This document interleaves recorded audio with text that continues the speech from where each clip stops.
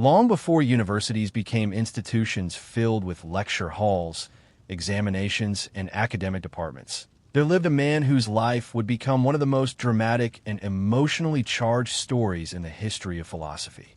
His name was Peter Abelard, and unlike many philosophers remembered primarily for their ideas, Abelard became famous for something far more human.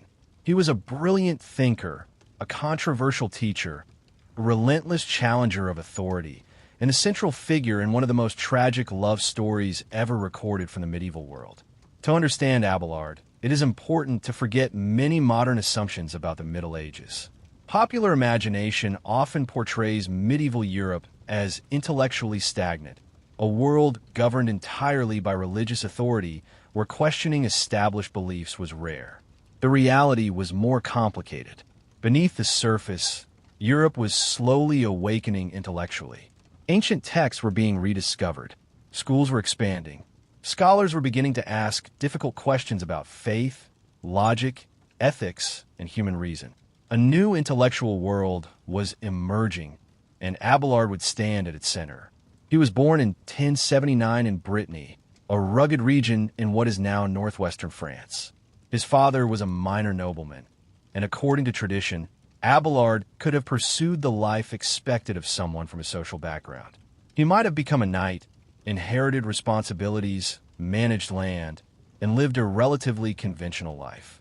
Yet from an early age, he displayed little interest in military glory or aristocratic ambition.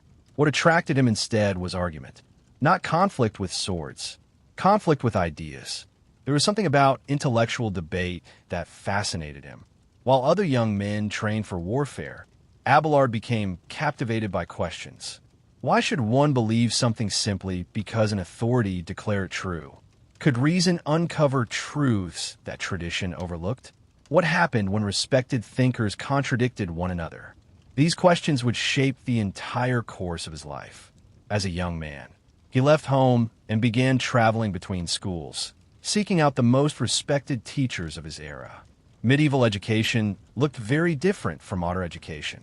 Students often traveled great distances to study under famous masters. Reputation mattered enormously. A gifted teacher could attract students from across Europe. Abelard quickly distinguished himself not merely as a student, but as someone who enjoyed challenging his instructors publicly. This was both his greatest strength and the beginning of many future problems. He possessed an extraordinary confidence in his own intellect. Some contemporaries admired it. Others considered it arrogance. Yet even critics acknowledged his brilliance. He had an unusual ability to detect weaknesses in arguments and expose contradictions that others overlooked. In debates, he was often devastating. Teachers who expected obedience instead found themselves confronted by a young scholar who questioned their conclusions openly. One of the most important figures in his early life was William of Champeaux, a highly respected philosopher and theologian in Paris. Abelard initially studied under him, but soon began criticizing aspects of his teaching. Their disagreements became famous. Students watched as the younger scholar challenged the established master. Remarkably, Abelard often emerged looking stronger. His reputation grew rapidly because he seemed fearless. He was willing to question intellectual authorities in a culture where authority carried enormous weight. This period reveals something essential about his character. Abelard was not driven merely by ambition.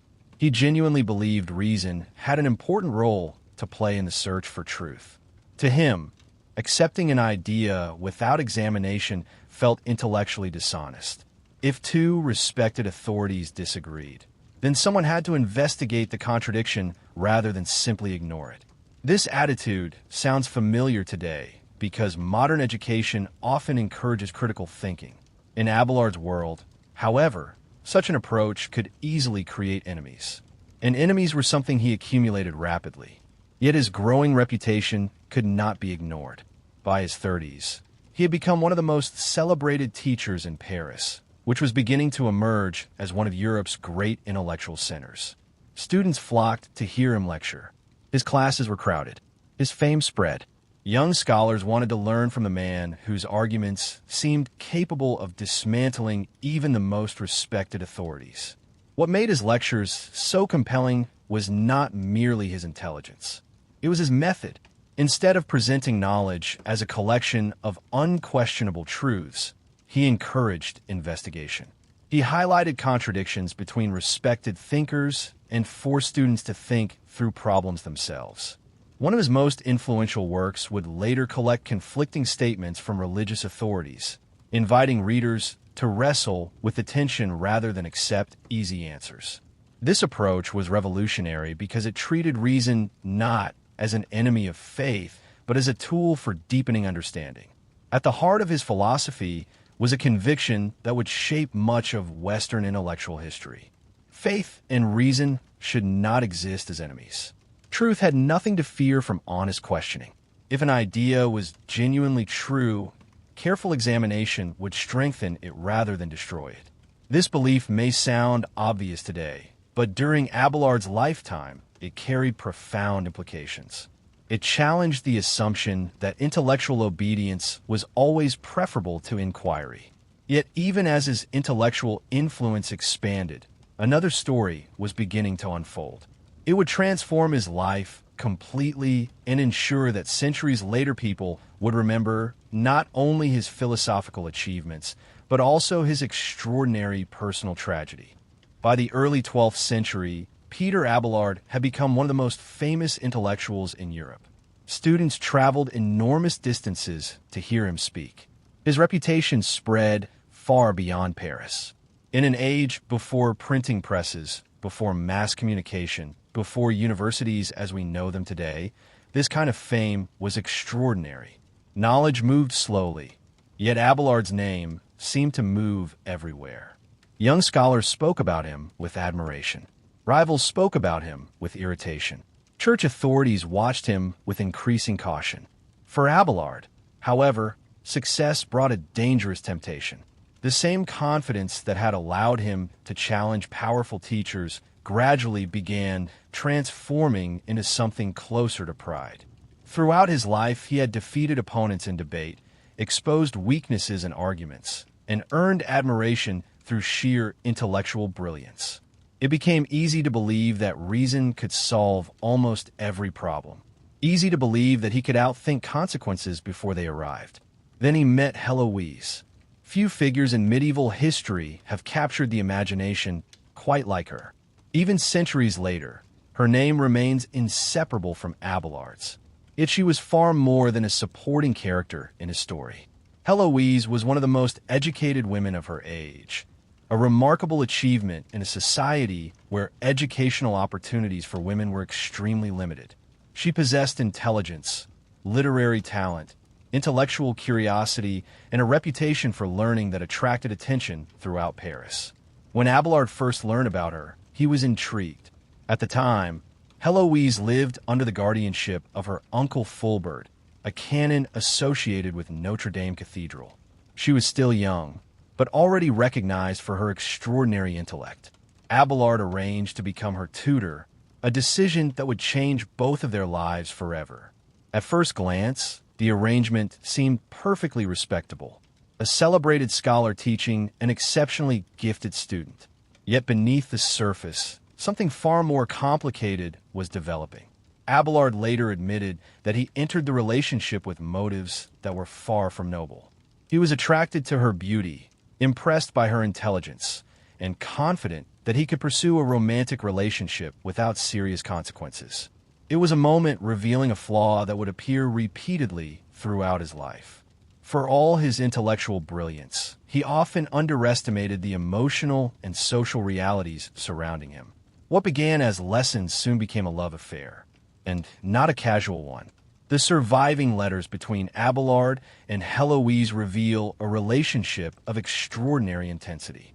Their connection was intellectual, emotional, and romantic all at once. They discussed literature, philosophy, love, and the meaning of life.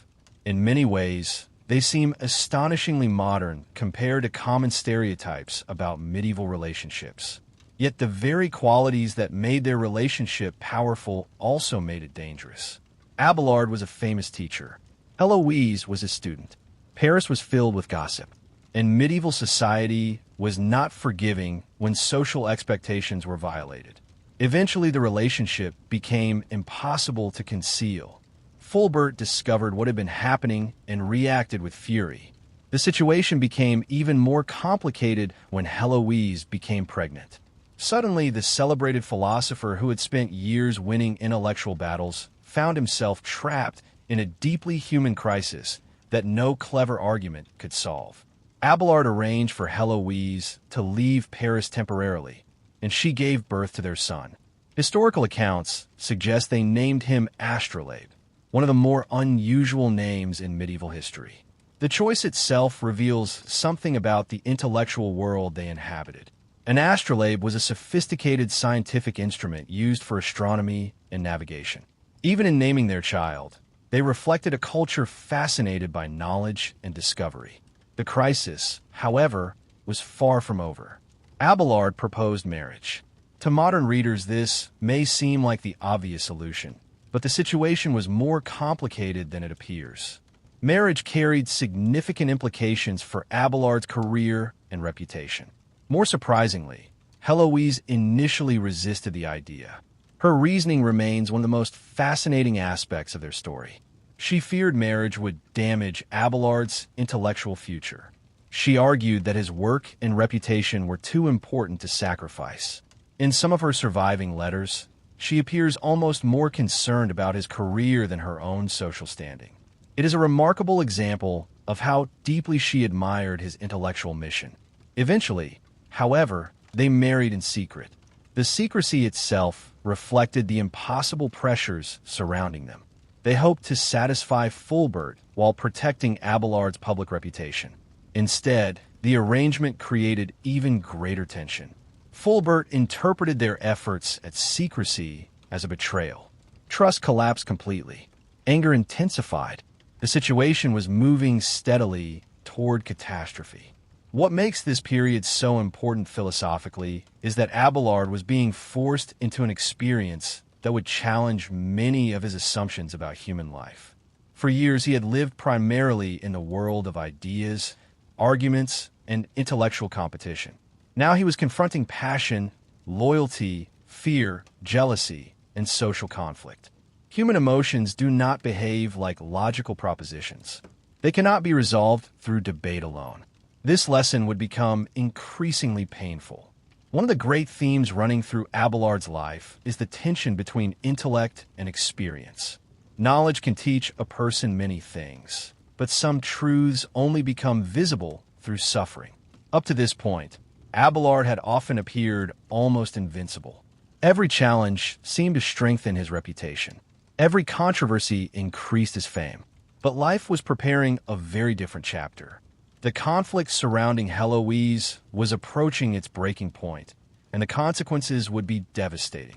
The philosopher who had conquered classrooms and defeated rivals through reason was about to encounter a tragedy that would alter his body, his career, his understanding of himself, and ultimately the direction of his philosophy.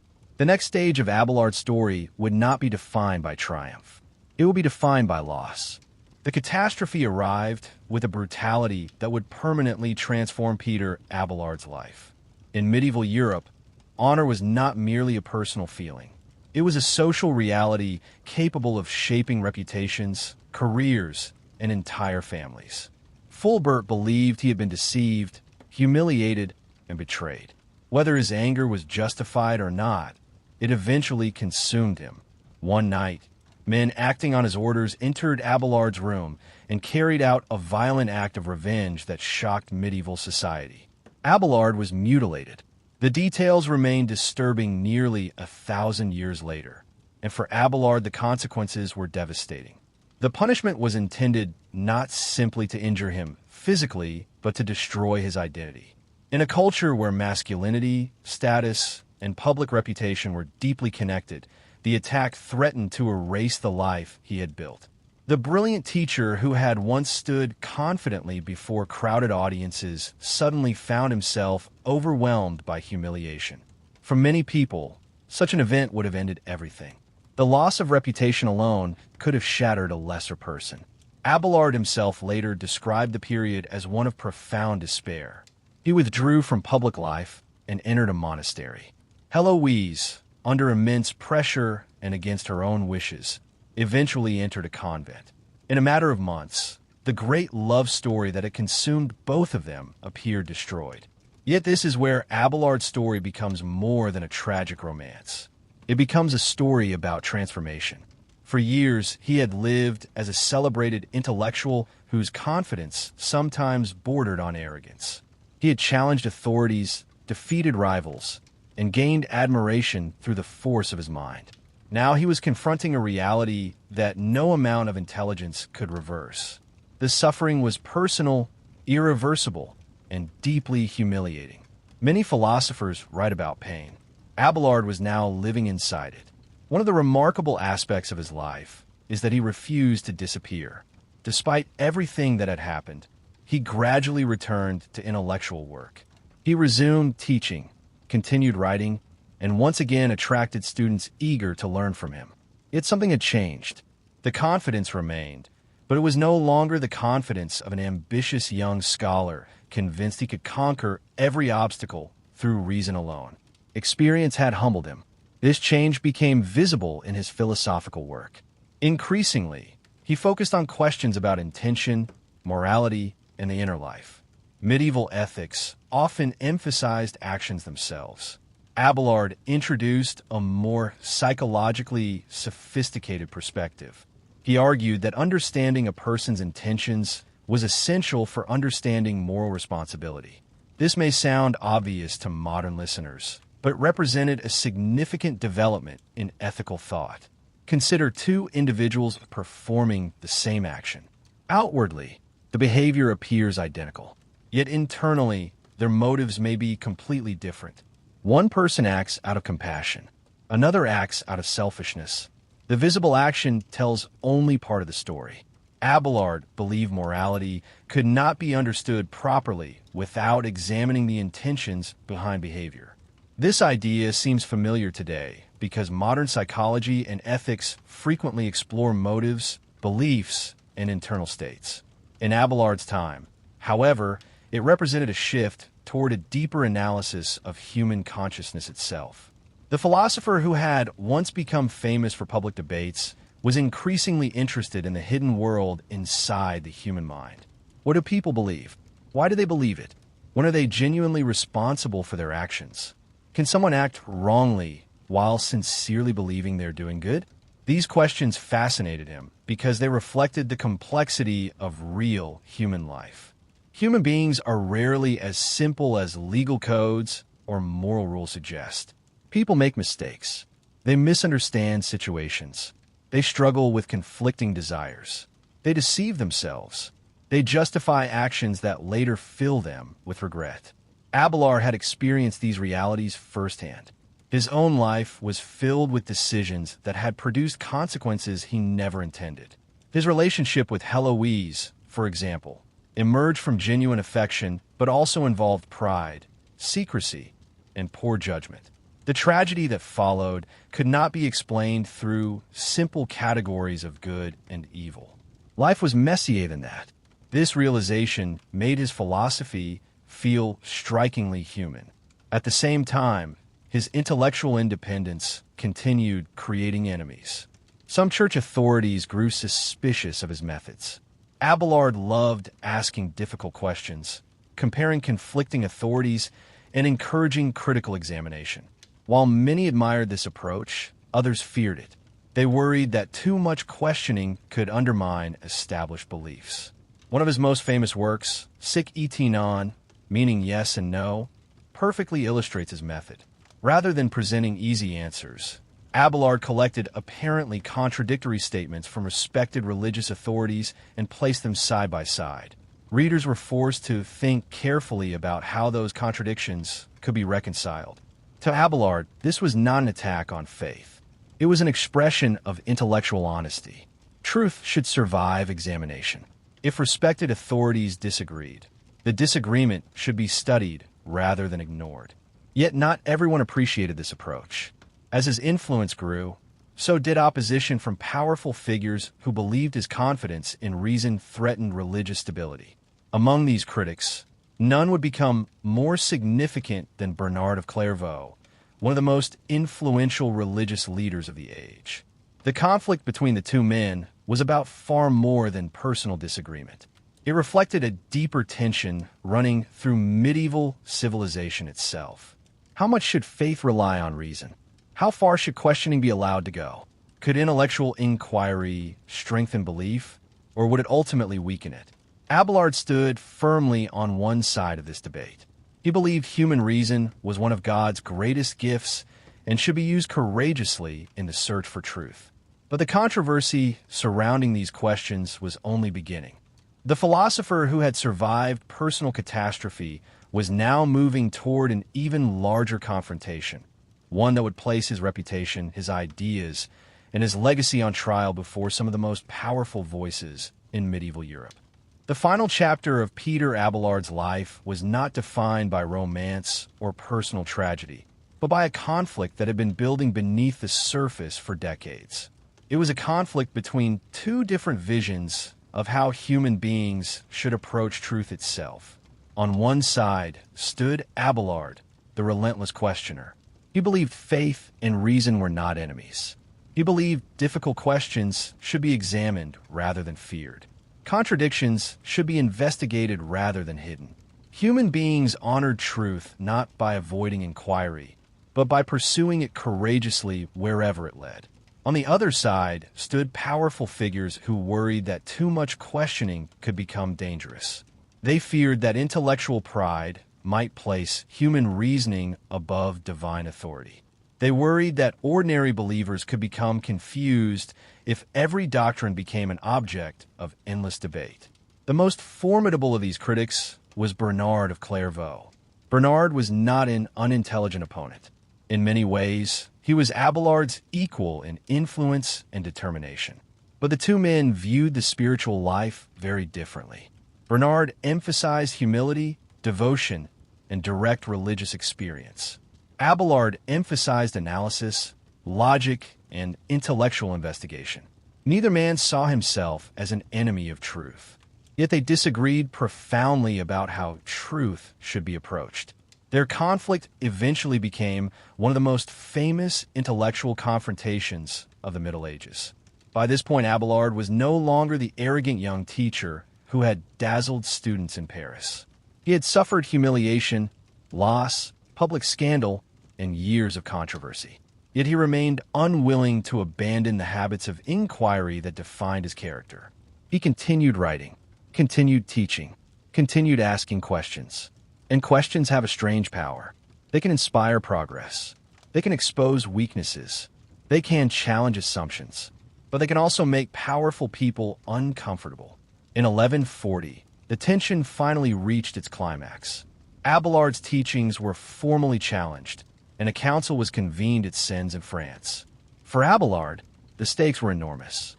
This was not merely an academic disagreement. His reputation, his work, and his intellectual legacy stood under scrutiny. The outcome was not favorable. Bernard's influence proved overwhelming. Abelard's positions were condemned, and he found himself once again facing public defeat. Yet what makes this moment fascinating is that the victory was not as complete as it appeared. Institutions can condemn ideas. Authorities can silence individuals. But questions often survive long after controversies end. Many of the intellectual methods Abelard championed would continue shaping European thought for centuries. The practice of comparing authorities, analyzing contradictions, and using reason systematically became central to the development of medieval universities. In a sense, the very intellectual culture that emerged after him owed much to the habits of inquiry he helped popularize. History has a way of producing such ironies. The person criticized for asking too many questions sometimes becomes one of the reasons later generations feel free to ask questions themselves. After the council, Abelard's health began to decline. Years of conflict, travel, and emotional strain had taken their toll. Yet, during this final period, something remarkable occurred. The bitterness one might expect from a life filled with controversy seems largely absent from the surviving records. Instead, there's a sense of reflection, a sense of a man looking back across an extraordinary life and recognizing both his achievements and his mistakes. He eventually found refuge at the monastery of Cluny under the protection of Peter the Venerable, one of the most respected religious figures of the age. Unlike many of Abelard's opponents, Peter sought reconciliation rather than conflict. The final months of Abelard's life were far quieter than the turbulent decades that preceded them. He died in 1142. He was approximately 63 years old. For most people, death marks the end of a story. For Abelard, it marked the beginning of another, because after his death, the letters between him and Héloïse continued to circulate. Readers discovered not merely a philosopher and a scholar, but two human beings struggling with love, duty, ambition, regret, faith, and loss. Their correspondence became one of the most famous collections of personal letters in Western history. What makes those letters so enduring is their honesty.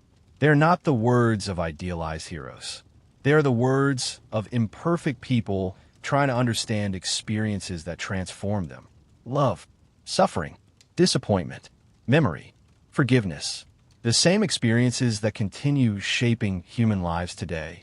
In the centuries that followed, Abelard's reputation evolved in fascinating ways. Some remembered him primarily as a philosopher.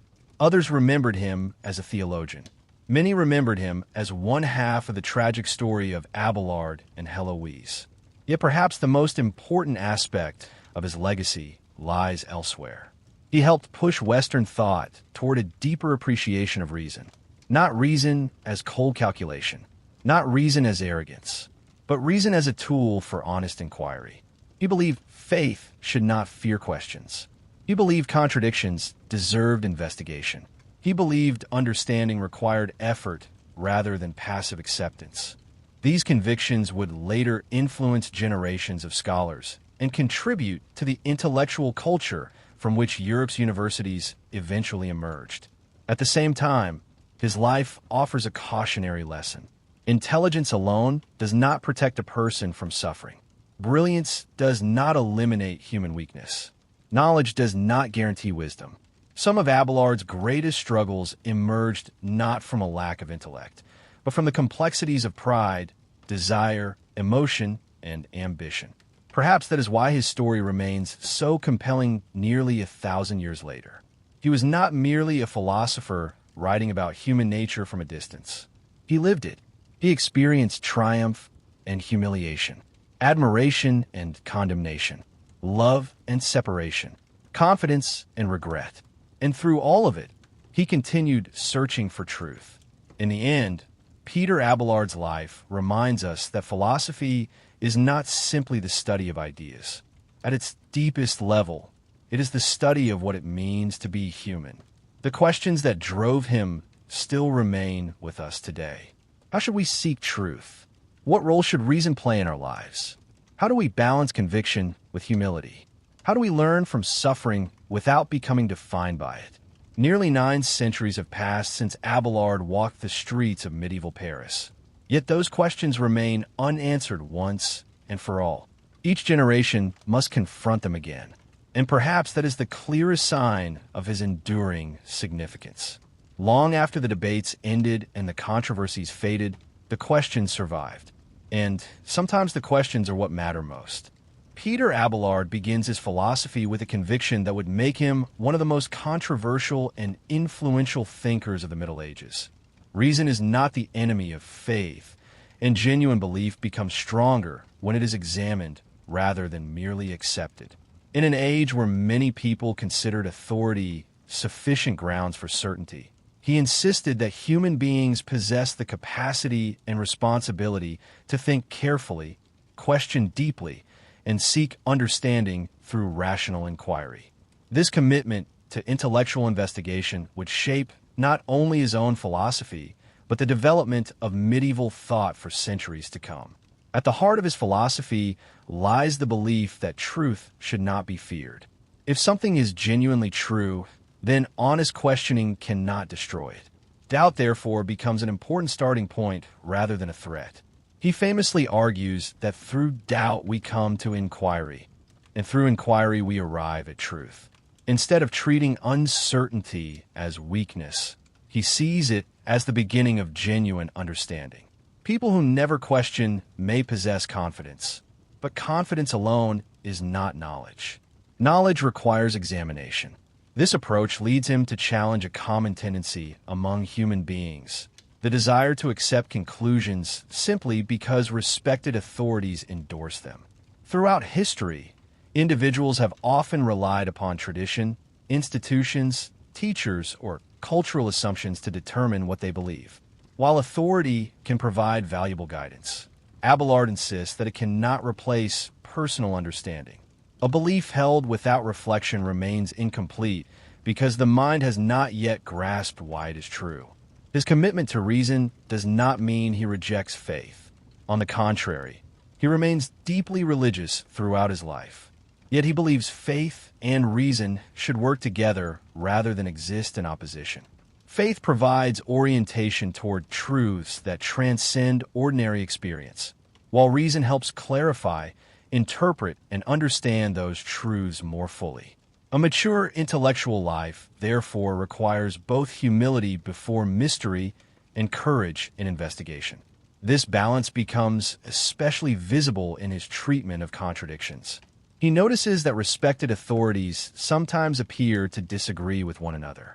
Sacred texts, theological writings, and philosophical traditions often contain passages that seem difficult to reconcile. Rather than ignoring these tensions, he brings them into the open. Contradictions should not be hidden. They should be examined carefully because the effort to resolve them frequently leads to deeper understanding. For Abelard, intellectual growth occurs through dialogue. Human beings learn by comparing arguments, evaluating evidence, and testing ideas against one another. Truth emerges not from passive acceptance, but from active engagement. When different perspectives encounter one another, weaknesses become visible, assumptions are challenged, and understanding becomes more refined. Philosophy, therefore, requires conversation rather than mere repetition. This emphasis on dialogue reflects a broader confidence in human reason. He believes the mind possesses remarkable capacities for analysis and reflection. Human beings are capable of distinguishing between stronger and weaker arguments, identifying inconsistencies, and moving gradually toward clearer understanding. Reason is not perfect, but it remains one of humanity's greatest gifts because it enables people to participate consciously in the search for truth. One of his most important philosophical contributions concerns the problem of universals, a debate that occupied medieval thinkers for generations. The question appears abstract at first, but concerns a fundamental issue about reality itself. When people use general terms such as humanity, justice, beauty, or goodness, what exactly do these words refer to?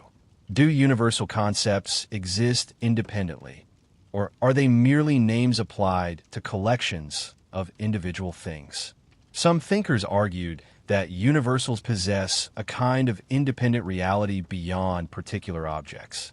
Others claimed that only individual things exist and that general concepts are nothing more than words. Abelard seeks a middle path.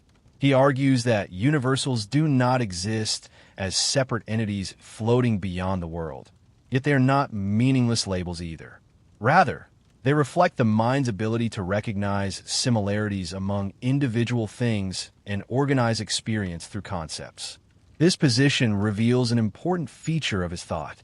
Human understanding does not simply mirror reality passively. The mind actively participates in making sense of the world. Concepts help individuals navigate complexity by identifying patterns and relationships. Knowledge, therefore, involves both external reality and the intellectual activity through which reality becomes intelligible. As his philosophy develops further, he becomes increasingly interested in ethics, and here he introduces ideas that would prove remarkably influential. Many moral systems focus primarily on external actions. They evaluate behavior according to what individuals do. Abelard, however, shifts attention toward intention. The moral value of an action depends significantly upon the inner purpose motivating it. This emphasis on intention transforms the way he thinks about right and wrong. Two individuals may perform the same outward action while possessing entirely different moral responsibilities because their intentions differ. Likewise, someone may commit an error honestly while seeking what they believe to be right, whereas another person may perform a seemingly correct action for selfish or harmful reasons. The inner orientation of the will, therefore, becomes crucial for moral evaluation. He does not deny the importance of actions, but he insists that morality cannot be understood adequately without considering consciousness and intention. Human beings are moral agents because they possess the capacity to choose knowingly.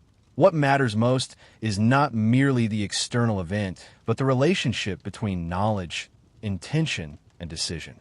This focus on intention reflects his broader concern with personal responsibility. Individuals cannot hide behind custom, authority, or social expectations entirely. Each person must engage their own conscience and reason. Moral life requires reflection because responsibility belongs ultimately to the individual who chooses rather than to external systems alone. Conscience becomes particularly important within this framework. Abelard believes that human beings possess an inner awareness capable of guiding moral judgment. Conscience is not infallible, but it represents a serious dimension of ethical life. Acting against one's sincere understanding of what is right damages integrity, because it involves a deliberate rejection of one's own moral awareness. At the same time, he recognizes the importance of humility. Human beings are capable of error. They misunderstand situations, possess incomplete information, and sometimes reach mistaken conclusions. Because of this, intellectual and moral growth require openness to correction. The pursuit of truth depends upon a willingness to revise beliefs when better understanding emerges. Throughout all these reflections, a distinctive vision of human life begins to appear. Human beings are rational creatures called not merely to obey, but to understand. They are capable of inquiry, reflection, dialogue, and moral responsibility. Truth is not something imposed mechanically from outside, but something toward which individuals move through questioning, learning, and careful thought. For Abelard, philosophy becomes an act of intellectual courage. It requires the willingness to doubt without falling into despair, to question without abandoning faith, and to seek understanding even when answers remain difficult. The mind should neither submit blindly nor rebel recklessly. Instead, it should pursue wisdom through disciplined inquiry, trusting that reason, properly used, can illuminate the path toward deeper truth and a more authentic understanding of both reality and oneself. As Peter Abelard's philosophy continues to unfold, his attention increasingly turns toward the nature of human responsibility, because he believes that many people misunderstand morality by focusing too heavily on outward behavior, while neglecting the inner life from which actions arise. Human beings often judge one another according to visible results. Yet visible results alone do not reveal the complete moral reality of a situation. To understand whether an action is truly good or bad, one must look deeper into the intention, knowledge, and consent of the person acting. This conviction leads him to develop one of the most original ethical theories of the medieval world. He argues that sin does not primarily consist in external actions themselves, but in the conscious decision to act against what one sincerely believes to be right. The moral center of human life, therefore, lies within the will. What matters most is not simply what happens outwardly, but what the individual knowingly chooses inwardly. This position creates a more complex picture of morality than many people expect. An individual may perform an action that produces harmful consequences without intending harm, while another person may act with malicious intentions, even if circumstances prevent those intentions from being carried out. In both cases, the inner orientation of the will remains morally significant. Human beings are responsible not only for what they do, but for what they knowingly choose. For Abelard, conscience becomes essential because it represents the individual's awareness of moral obligation. People are not merely creatures responding automatically to external commands. They possess the capacity to reflect, evaluate, and make judgments about what ought to be done. Conscience, therefore, serves as an important guide, helping individuals navigate situations where simple rules may not provide complete answers. Yet he is careful not to treat conscience as automatically correct in every case. Human beings are limited. They make mistakes. They misunderstand circumstances and sometimes reach false conclusions despite sincere efforts. Because of this, conscience must be educated through reflection, study, dialogue, and humility. The goal is not simply to follow personal feelings, but to seek genuine understanding of what is true and good. This emphasis upon inner moral awareness gives his philosophy a deeply personal character. Responsibility cannot be transferred entirely to authorities, traditions, or institutions. While guidance from others remains valuable, each individual must ultimately confront moral decisions personally. One cannot excuse wrongdoing merely by claiming obedience to external expectations. The conscience remains involved because human beings possess the capacity for judgment. His reflections on ethics naturally connect with his broader understanding of human freedom. Abelard believes moral life would be impossible without freedom because genuine responsibility requires the ability to choose. If individuals were completely determined by external forces, praise and blame would lose much of their meaning. Moral evaluation depends upon the fact that people possess at least some capacity to direct their actions according to reason and intention. Freedom, however, does not mean acting without limits or consequences. Rather, it means possessing the ability to make meaningful choices.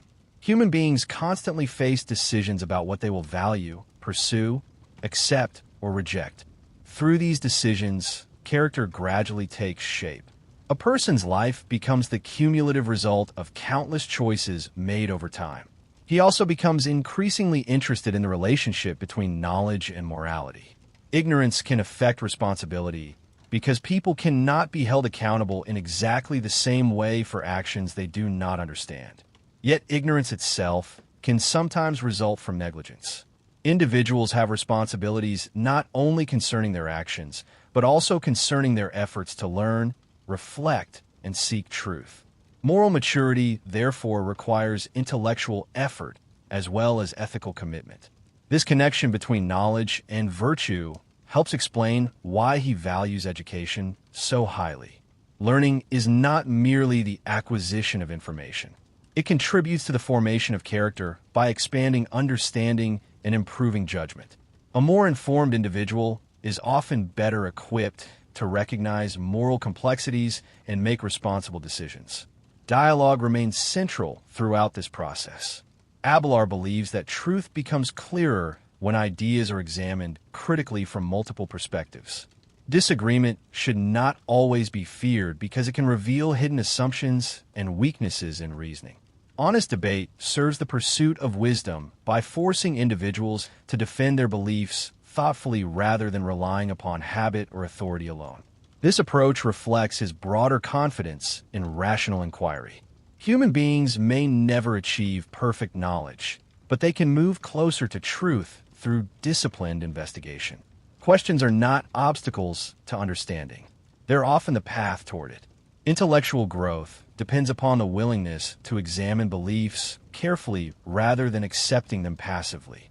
His philosophy therefore challenges both blind certainty and complete skepticism. Blind certainty assumes that questioning is unnecessary because all important answers are already known. Skepticism assumes that genuine knowledge may be impossible altogether. Abelard seeks a middle path. He believes truth exists and can be approached through reason. Yet he also recognizes the limitations of human understanding and the need for ongoing inquiry. As these ideas develop, a larger vision of human life begins to emerge. Human beings are neither passive recipients of truth nor isolated creators of it. They participate in a continuous process of seeking understanding through reason, reflection, conversation, and moral effort. Knowledge grows through questioning. Character develops through responsible choice. Wisdom arises from the union of intellectual honesty and ethical seriousness. For Abelard, philosophy is ultimately an expression of respect for both truth and human dignity. To think carefully is to honor the capacities of the mind. To act according to conscience is to honor the responsibilities of the soul. The search for wisdom, therefore, requires more than intelligence alone. It demands courage, humility, patience, and a willingness to remain committed to understanding even when certainty remains incomplete. And so his philosophical journey continues to move toward a vision in which reason and morality work together, guiding individuals toward deeper self-knowledge, greater responsibility, and a more thoughtful engagement with reality, while reminding them that genuine wisdom is found not in the absence of questions, but in the disciplined and sincere pursuit of answers. As Peter Abelard's philosophy continues to deepen, he becomes increasingly interested in the relationship between understanding and faith, because he lives in a world where many people assume that questioning religious beliefs weakens them. Abelard takes the opposite view. He believes that beliefs which cannot endure honest examination remain fragile, while beliefs that survive careful inquiry become stronger and more meaningful. The goal of reason is not to destroy faith, but to illuminate it, helping individuals move from mere acceptance toward genuine understanding. This conviction reflects a broader principle running throughout his thought. Human beings are not meant to live passively within inherited ideas. Tradition has value, authority has value, and wisdom from the past deserves respect. Yet none of these should eliminate the responsibility to think. A person who repeats words without understanding them possesses information, but not wisdom. True understanding requires the active engagement of the mind. For this reason, Abelard frequently encourages intellectual humility. The pursuit of truth begins with the recognition that one does not already possess complete knowledge. Pride becomes an obstacle because it closes the mind to correction and learning. Individuals who believe they already know everything rarely grow. By contrast, those willing to acknowledge uncertainty remain open to deeper insight. Humility, however, does not mean intellectual weakness. It does not require abandoning reason or accepting contradictions without examination. Rather, it means recognizing both the power and the limitations of human understanding. People can discover much through inquiry, but they must also remain aware that their knowledge is never perfect. Wisdom, therefore, requires confidence in reason combined with awareness of its boundaries. This balance becomes particularly important in his understanding of dialogue. Abelard sees conversation not merely as a way of exchanging opinions, but as a method for approaching truth itself. Different perspectives reveal different aspects of reality. When individuals engage one another honestly, they expose weaknesses in arguments, clarify concepts, and refine their understanding. Disagreement, when approached constructively, becomes an opportunity for learning rather than a threat. He believes many conflicts persist because people are more interested in victory than understanding. They enter discussions seeking to defeat opponents rather than discover what is true. Such conversations often generate hostility without producing wisdom. Genuine dialogue requires a different attitude, one that values truth above personal pride. The aim should not be to win arguments, but to see reality more clearly. This commitment to rational discussion reflects his confidence in the capacity of human beings to learn and improve. People make mistakes, hold false beliefs, and misunderstand one another. Yet they also possess the ability to revise their views when confronted with better evidence or stronger reasoning. Intellectual growth depends upon this willingness to change. Without it, inquiry becomes impossible because conclusions are determined in advance. As these reflections develop, Abelard's philosophy reveals a profound respect for the dignity of the individual mind. Every person possesses the capacity for reflection, judgment, and moral responsibility. Human beings are not merely followers of authority or products of custom. They are rational agents capable of participating in the search for truth. This capacity gives individuals both freedom and obligation. They must think carefully because their choices matter. His ethical thought continues to evolve alongside these ideas. Since intention occupies the center of moral life, self-knowledge becomes increasingly important. People often judge themselves according to external appearances, focusing on how they seem to others rather than examining their actual motives. Yet true moral evaluation requires honesty about one's inner life. Individuals must ask not only what they have done, but why they have done it. This inward focus does not encourage isolation from others. On the contrary, understanding oneself often improves one's understanding of other people. Recognizing personal weaknesses can foster compassion because it reveals how difficult moral life can be. Human beings frequently struggle with conflicting desires, incomplete knowledge, and uncertain circumstances. Awareness of these struggles encourages humility in judging others. He also believes that moral progress is possible. Human beings are not fixed permanently in their current condition. Through reflection, education, discipline, and sincere effort, individuals can develop greater wisdom and integrity over time. Character is not simply inherited. It is formed gradually through choices, habits, and experiences. Every decision contributes to the kind of person one becomes. This emphasis on growth gives his philosophy a hopeful dimension. Mistakes need not define an entire life. Error can become a source of learning when individuals respond to it honestly. The important question is not whether people ever fail, because failure is unavoidable, but whether they use those failures as opportunities for deeper understanding and moral improvement. Throughout these reflections, truth remains the guiding principle. Abelard believes that reality is ultimately intelligible, even if human understanding remains incomplete. The search for truth is worthwhile because truth exists independently of personal preference or social approval. Individuals may disagree about many things, but through patient inquiry and honest dialogue, they can move closer to a more accurate understanding of the world and themselves. His vision of philosophy, therefore, becomes remarkably dynamic. Wisdom is not a static possession acquired once and for all. It is an ongoing process of questioning, learning, correcting, and growing. The philosopher is not someone who has finished seeking, but someone committed to seeking well.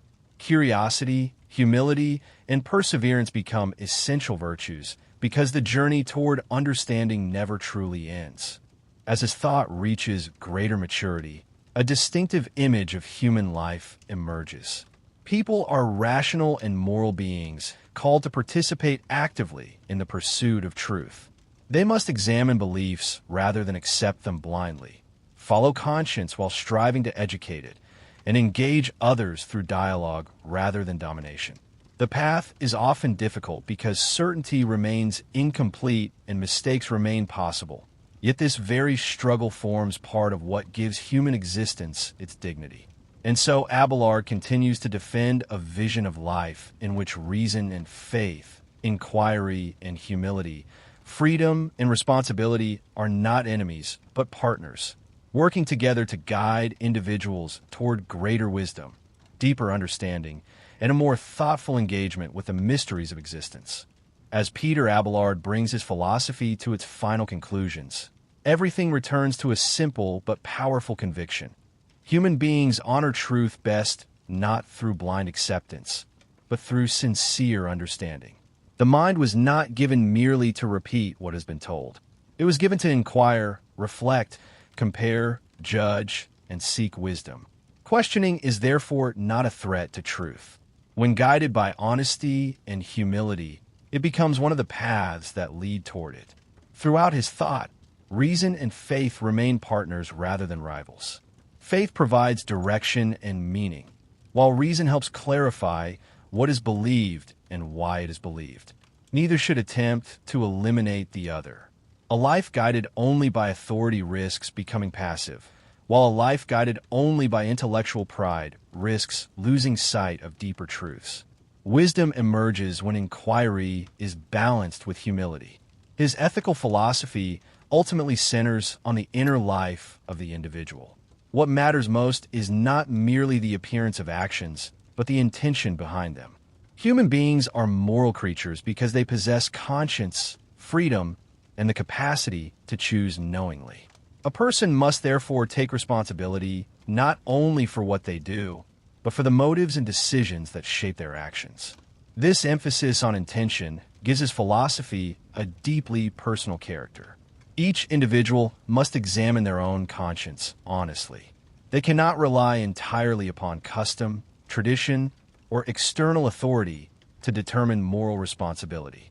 The search for what is right requires reflection, self-knowledge, and a sincere commitment to truth.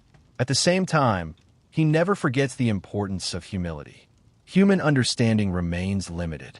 People make mistakes, misunderstand situations, and reach false conclusions despite good intentions. Because of this, the pursuit of wisdom requires openness to correction. Learning continues throughout life, and no one possesses complete understanding. Dialogue, therefore, remains essential. Through conversation, debate, and thoughtful disagreement, individuals refine their ideas and move closer to truth. The goal is not victory over others, but greater understanding. Genuine inquiry values truth more than pride and wisdom more than certainty. In the end, Peter Abelard offers a philosophy of intellectual courage. He encourages individuals to think without fear, to question without arrogance, and to believe without abandoning reason. Human beings are called to seek understanding actively, to follow conscience sincerely, and to remain committed to truth even when answers are difficult to find. And so his final message is one of thoughtful responsibility. Doubt can become the beginning of wisdom. Inquiry can become the path to understanding, and a life devoted to truth, guided by reason and humility together, can lead the human mind closer to both knowledge and genuine moral integrity.